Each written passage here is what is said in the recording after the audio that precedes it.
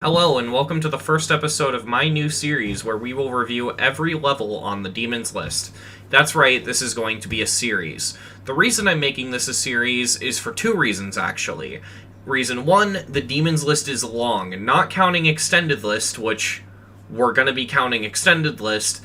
The Demon's List is 150 levels long, and the other reason is because new extremes are verified every day, so this series theoretically will not end as long as people are making demons. So for those of you watching with the playlist, or for when more videos come out in the future, this is part 1. The playlist with all of the episodes will be in the description, and in part 1 we will be reviewing the first 10 levels of the Demon's List. I've already given it thought, and if a level ends up being placed higher than what I've already reviewed, I'll go back and review them at the end of each video. So in this case, we're reviewing the first 10 levels.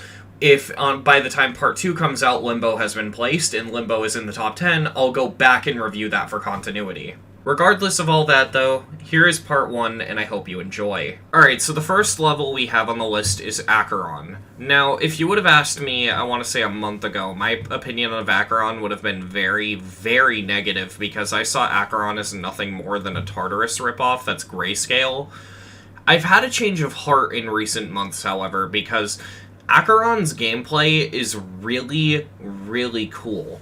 You can't really tell watching a video of it, but if you play the level in practice mode, even if you have to slow it down, you start to appreciate how intricate and detailed this gameplay actually is. There's a lot of thought and effort put into the gameplay, and it's honestly just really cool. Where Acheron falls flat for me, being honest, is the deco. I've never been a fan of Acheron's deco. It just feels like it's the same the entire way through.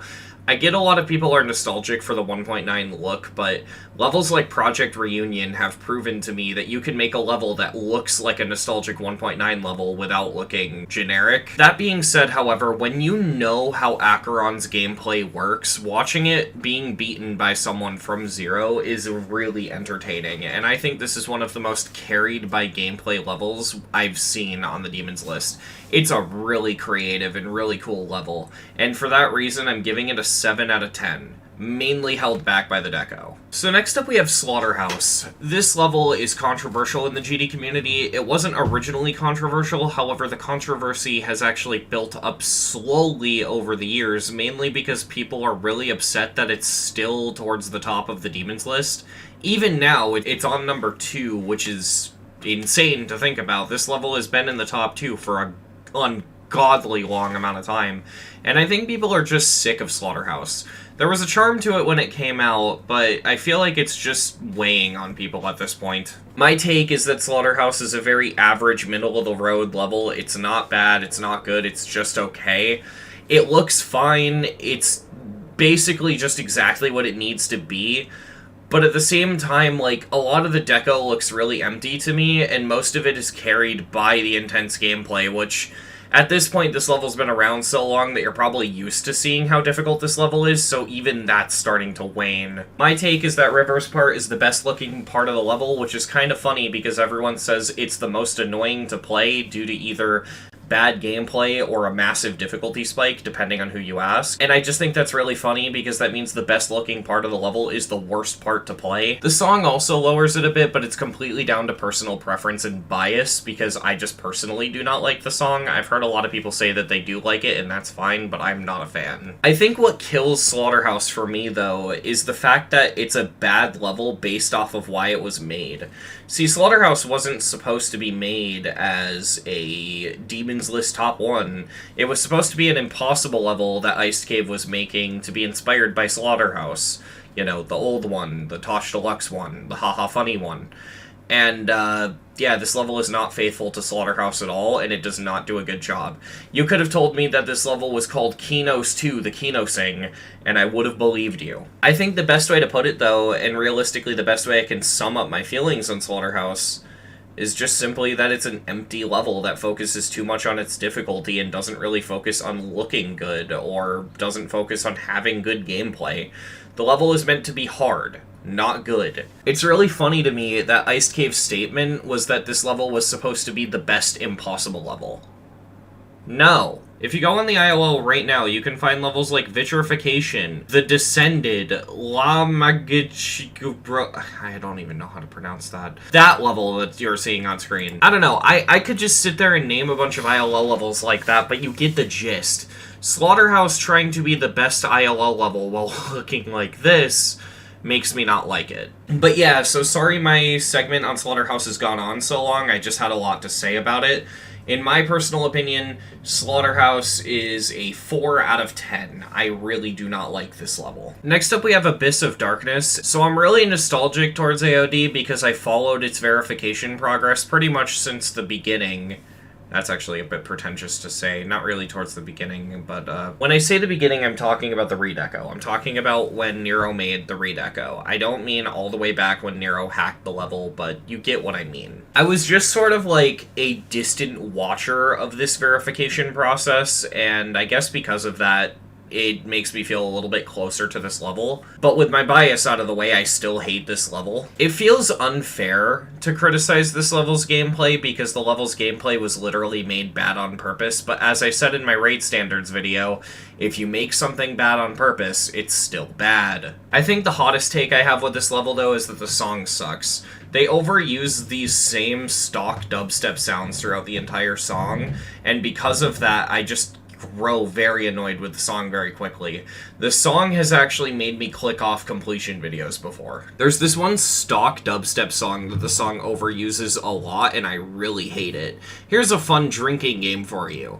Take a shot every single time this sound effect plays. Now don't worry, I'll make it easy for you, because I edited the level to only be the parts where that sound effect plays.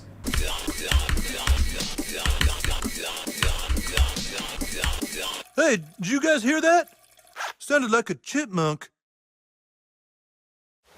Again, I know this is purely preference, and I've already had people in the Wavix Discord tell me that they actually like the song, but this is my list, so I'm gonna be biased. Aside of all that, there's just not a lot to say about AOD. It's very forgettable, the gameplay's intentionally bad, and I dislike the song. 2 out of 10. Next up we have Silent Clubstep. Now, obviously the level's bad. There's not much I really need to elaborate on. It's an old impossible level, it's unbalanced, but honestly, this level, seeing people go for it and seeing the race to verify this was the most entertaining thing in this community. And I love this level, not for the level itself, but the story behind it. It is such an engaging piece of Geometry Dash history that I have to rank this level high just off of that alone. And honestly, the level's not the worst I've seen. The main reason it's so bad is because it's really, really unbalanced. Like, maybe 70%, that might be pushing it a bit, 60 or 70-ish% of the level is not that difficult. It's something you'd probably see in a top 20. But there's this straight fly, this duel, and these, they call them the 8 jumps of hell, but they're just a series of frame perfects. And those are what make the level so hard. Putting the backstory of the level and my personal bias aside, so that way we can look at the level as a level in and of itself, it's terrible. It's unbalanced, the gameplay's really unfair, it's buggy as hell thanks to updates ruining it. Personally, seeing this level get verified means a lot to me, and so I'm extremely biased. However, I'm going to lower my score 4 points because I know how biased I am. So I'm giving this level a 5 out of 10. Next up we have Sakupen Circles, and this is where I need to talk about a very controversial opinion of mine. I don't understand the point of people taking an impossible level, nerfing it despite it being possible without the nerf, and then saying they verified the impossible level. No, you did not verify Sakupen Circles because it doesn't have the wave spam.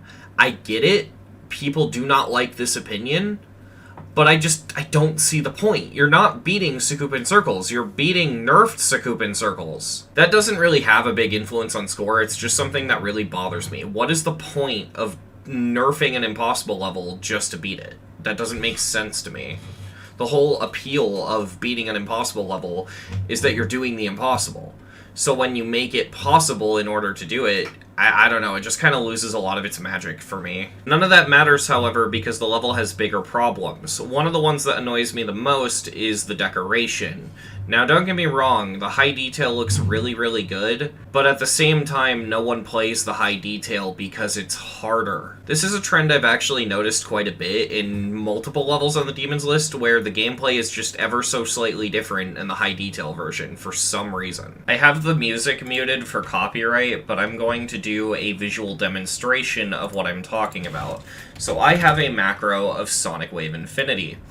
We're going to enable low detail mode, and we're going to run this macro, and you're going to see that I survived the pre-drop.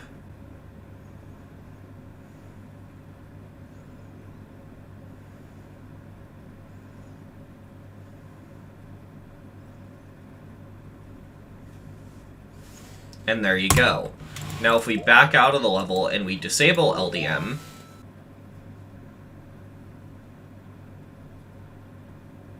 it dies.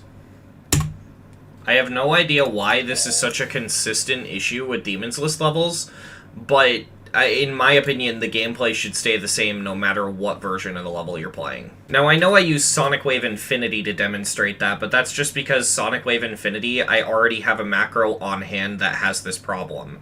The same thing happens with Sakupen Circles. Personally, though, I can't get past the bias of being irritated that this level was nerfed in order to be verified. I get it, verifying the unnerfed version would have been absolute hell, and I don't wish that on anybody, but I'm just saying, it kind of ruins the magic of verifying an impossible level if you have to nerf it to do that. I'm aware that Silent Clubstep had to do the exact same thing, but at least with Silent Clubstep, the nerfs are so minor that it doesn't really change the level. In this case, it's an entire wave section that was nerfed. Yeah, no, I'm not a fan. 4 out of 10. So next up we have Firework, and Firework is a level I'm extremely biased towards loving. I just feel like there isn't a lot to say. Firework is a very well-rounded and polished level throughout its entirety, and it never really ceases to be good throughout. Ironically, my biggest complaint about Firework is that it's too consistent. It's basically the same level the entire way through with nothing changing aside of, the gameplay. That consistency can be forgiven from me, however, considering it's a pretty well-rounded and decent level. Normally I hate flow levels, you would know this if you've seen some of my completion videos of them. Fuck you. But in this case, I don't think it matters that much, because the level's in the top 10, and I'm nowhere near being able to come close to beating this. And honestly, if I like Firework enough, I can get used to its gameplay. Especially considering lately I've been getting more used to flow gameplay, and there are flow gameplay levels I like. Overall, Firework is a level that part of me feels like I don't know how to feel about it, but the other part of me loves it. I might also be biased, though, because I was around for the entirety of Trick trying to beat it, so there's that. There's a lot of parts that stand out to me. Of course, there's, the infamous parts like the orb flying, the dual mini-wave dash orbs, and all of that stuff. But for me, the parts that stand out the most, ironically, are some of the foreground effects in the full detail. For example, these chains that appear in the foreground in sync with the song. These chains, for some reason, always looked sick to me, and I'm not even sure why, because I don't think they're that hard to recreate. I guess it goes to show that you can put something pretty simple in your level and it'll have a big impact. With all that being said, though, I really like Firework. I'm gonna give Firework a 9 out of 10. So it's 10:30 in the morning, and I've spent the last hour and a half trying to figure out why people are pissed off at Lisp.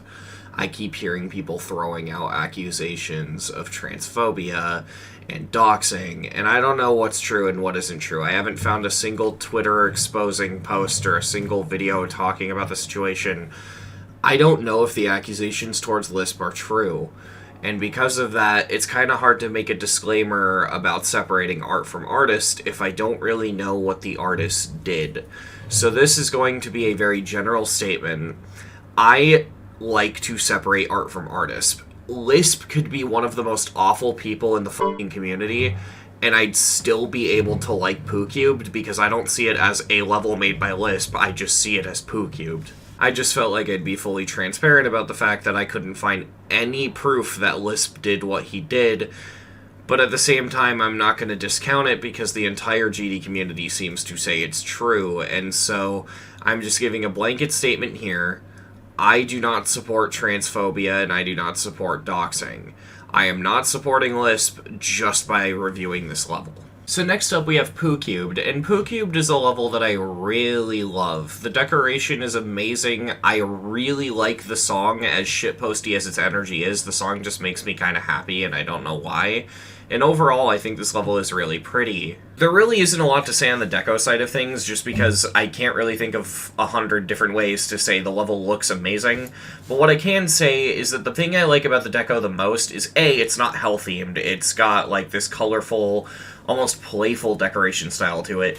Kinda reminds me of Happy House, but actually executed well. This level does have one major problem holding it back, however, and that's the gameplay.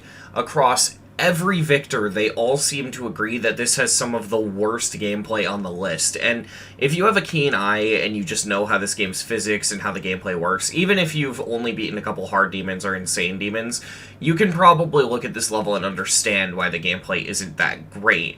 However, as a counterpoint to that, I can say that a lot of levels above this that we've already reviewed do have similar gameplay.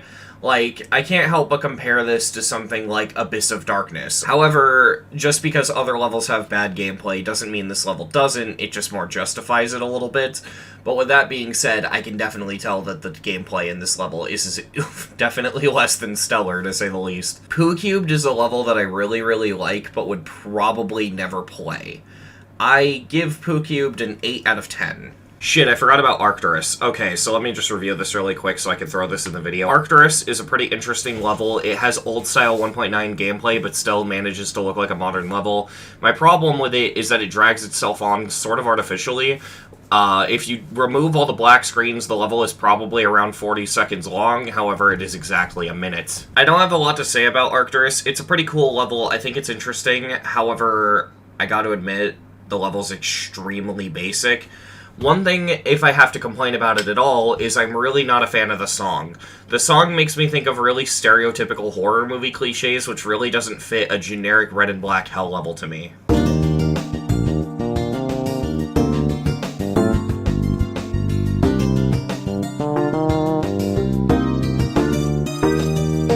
I do like it despite those two things, however, so I think I'm going to give it a 7 out of 10. Next up we have Oblivion, and Oblivion is a level where if you would have asked me a few weeks ago, I probably would have said I despised it, and that's mainly because I fall into what I can describe as sequel syndrome. What I mean by sequel syndrome is if a level is a sequel of and or inspired by another level, I will judge it on that basis alone. So I'll get mad if it's not as good as the thing it's a sequel from. Like, Reanimate, for example, I didn't like Reanimate because I didn't think it was faithful enough to Reanimation. My opinion on that has changed. I like Reanimate. Pretty much all of my opinions coming from sequel syndrome are garbage and usually change within a month or so of me seeing the level or piece of media or whatever, and Oblivion is no exception. I actually kind of really like Oblivion. I think Oblivion uses the song really well. I think the gameplay is really floaty and it looks fun to play.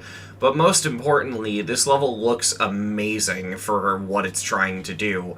It has this very simple, very down-to-earth style, but even with that, it tends to look pretty good. The song, as much as it doesn't capture the magic of what Cognition's song captures, I still think the song is pretty good.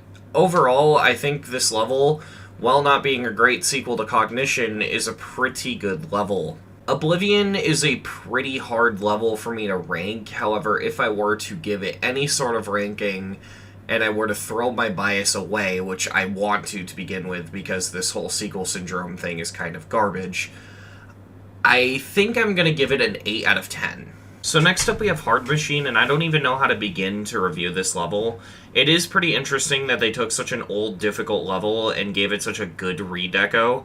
For what it is, this level looks way better than it has any right to look. In fact, I'd say that it looks decent. What holds it back is the gameplay. The gameplay in this level is really bad, but I love its deco, and so, keeping it simple, I'm just gonna stop here and say I'm gonna rank this level an 8 out of 10, despite the gameplay. And with that, we have finished reviewing the first 10 levels of the Demons list. I think for me, my least favorite level on the Demons list so far is Sakupen Circles, and my favorite is Poocubed. I know that sounds a bit based, but I promise that is not what I'm trying to do. As I said at the beginning of the video, this is only part 1. There will be a playlist in the description of all of the parts, and I will be reviewing every level on the Demon's List 10 levels at a time. Either way, just keep in mind that these are my very biased opinions, and if you disagree with these, that's fine. That's the nature of opinions. So yeah, thank you for watching this video, and I hope you enjoyed.